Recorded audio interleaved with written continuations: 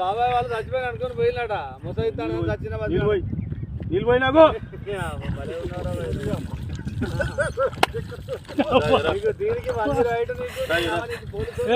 ఎందుకు పన్న వాళ్ళ కాయ పండుకున్నా